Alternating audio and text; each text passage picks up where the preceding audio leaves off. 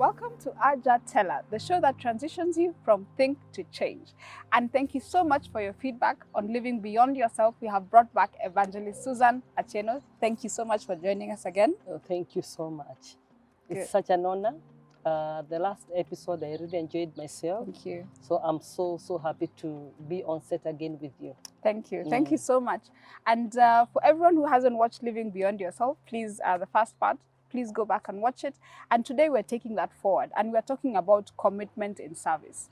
You know, the first episode we really discussed about why is it important to live beyond yourself. As much as we're in the COVID season where things are difficult, how can we extend the boundaries of our lives? But now, as individuals, how can we sacrifice or how can we be committed to living beyond ourselves? And maybe I can ask, you know, from your experience and what you shared with us, how important is commitment in what you do? You know, anytime you start a journey having a goal. Like if at all I wanted to come from this place to Nairobi Center, the CBD, I have a goal to go there. Sure. It doesn't matter how the traffic is. It doesn't matter what I find myself between here and my destination. I am purposed to be in town and go and do whatever I'm going to do. Absolutely. So the same thing with service, especially serving the Lord. Sometimes, you know, you leave everything. Maybe you are in business or you are you are in corporate world, but you have decided to serve the Lord. And sometimes with human eyes, it's like it doesn't pay. But serving the Lord is serving the people. Okay. So when you're serving the people, you really want to see the outcome. You want to see the fruits. Sure. So challenges will come. Sometimes you'll feel like giving up, but because you have a goal, you'll get to learn what you need to learn. You'll get to do what you need to do for the sake of seeing the fruits, that you need to see at the end of your service. Wow. Yeah. And you know, you've said something that's very important, that if you have a goal, you have to be committed to that goal. Because there are many times, maybe someone is watching us at home and maybe they started serving, maybe they started volunteering at a children's home nearby, or they started giving to someone, as we shared in the previous episode.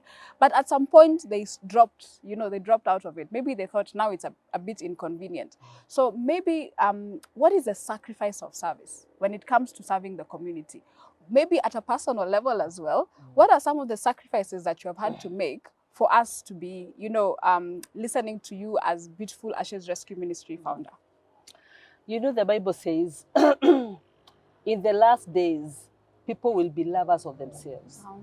We are not called to love, per se, to love ourselves. So you should not be, when you get to service, you should not be self-centered. You should be really selfless, okay?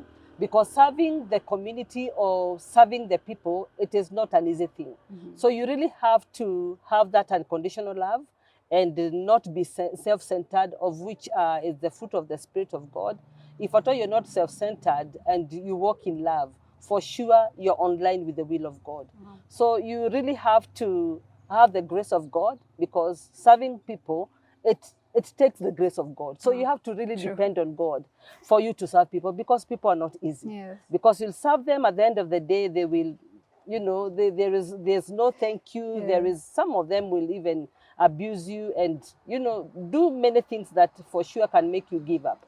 But when you're led by the Spirit of God, and for sure you're serving people because it's a commandment from Him, then you will totally depend on Him.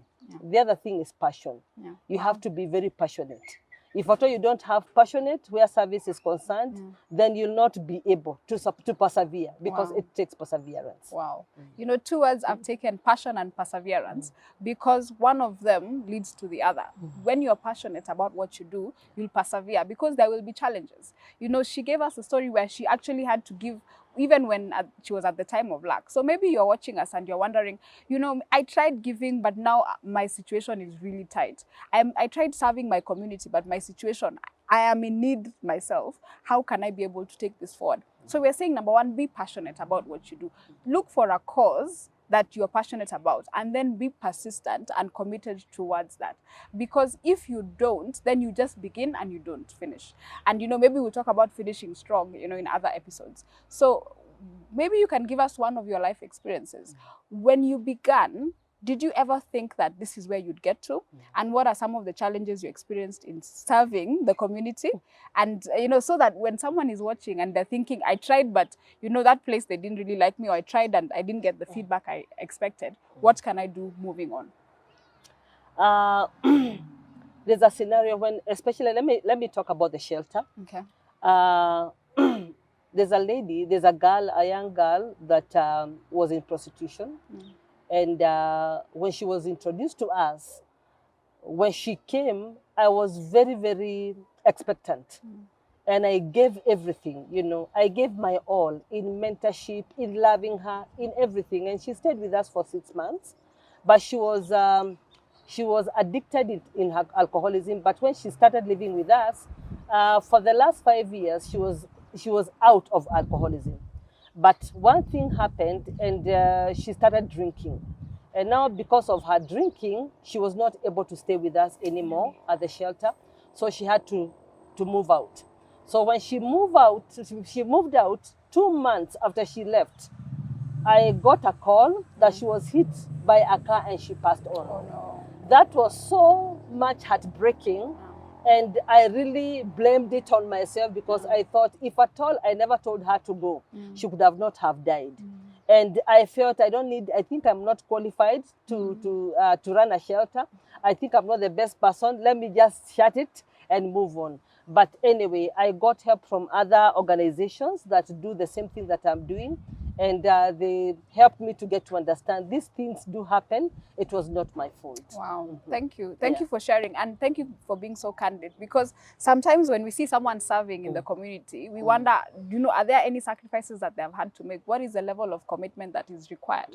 And, maybe finally, as we begin to tie up our thoughts, what are some of the opportunities for service in the community?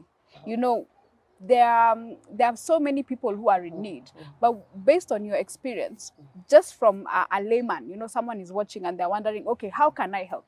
What can I do? What are some of the opportunities for service in the community? The Bible says that the harvest is plentiful, but the laborers are few. I've come to realize that for you, there are so many opportunities that people can locate and serve.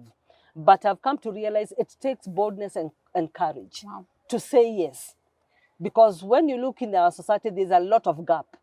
And every one of us, you can say, I need to open a children's home. But you're afraid because you didn't have finances to start. When I started the shelter, I didn't even have a coin. It was just a vision. And that vision, I shared it with the people, with some few people. And here we are for the last, I think, 10 years. Wow. But when you look in our society, the society has a need. But I do believe that need can be solved by you and me. And the only thing that we need to do is to locate that which God has graced us to do, and we go ahead and do. It doesn't take money, it takes the vision and then the passion, and you move on. Wow. So one thing I've just taken from that is that you have to look around and open your eyes to see what kind of opportunities for service there are. For someone, it might be a children's home that's just next door. For somebody else, it could be at the shelter, where we are on location. For somebody else, it could be a school, that they require additional teachers and you have the qualification to do it. So regardless of where you are in life, you can always help. You can always live beyond yourself, because at the end of the day, life begins after you have lived beyond yourself.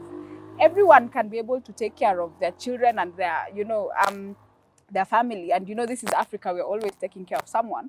But what happens to you is you start fulfilling purpose when you go beyond yourself. And our encouragement to those who are watching us is, may you just go beyond yourself. So even as we wrap up, maybe you can tell us a little bit. We are shooting on location at, we call it BAM, the Beautiful Ashes Rescue Ministry Shelter.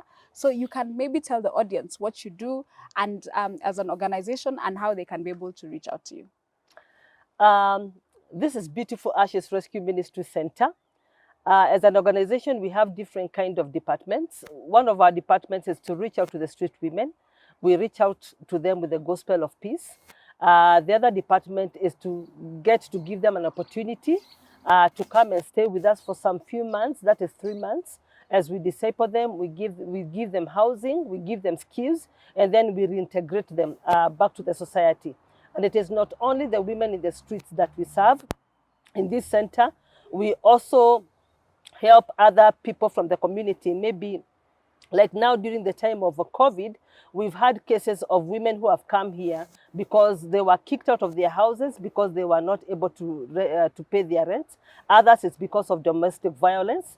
We've been able to host different kind of broken women here. Whenever we have a space, we usually give them an opportunity.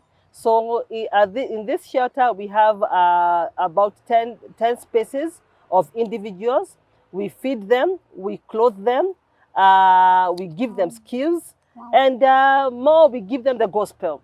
So you can partner with us through prayer, come and visit us, and I do believe together we'll be able to serve the society for the sake of the glorifying our Father in heaven. Thank you. Wow, wow. Thank you so much. To be very honest, Beautiful Ashes Rescue Ministries is an organization that, you know, I've worked with very closely, and one of the things that I do appreciate is that we are able to support people who might not even be able to support us back. It's not about what people can do for you, it's about what you can do for people. So consider supporting today. There's a number at the bottom of your screen that you can be able to just reach out, regardless of where you are. If you can give your time, if you can give your resources, financial resources, if you can give even your ideas, prayers and support, regardless of what you do, make sure you're living beyond yourself. And some of the things that we're talking about are in the book Secrets of the Race, the principle of generosity and the principle of service as well. And there's a number at the bottom of your screen where you can get the book. Thank you so much for watching Ajatella from Think to Change.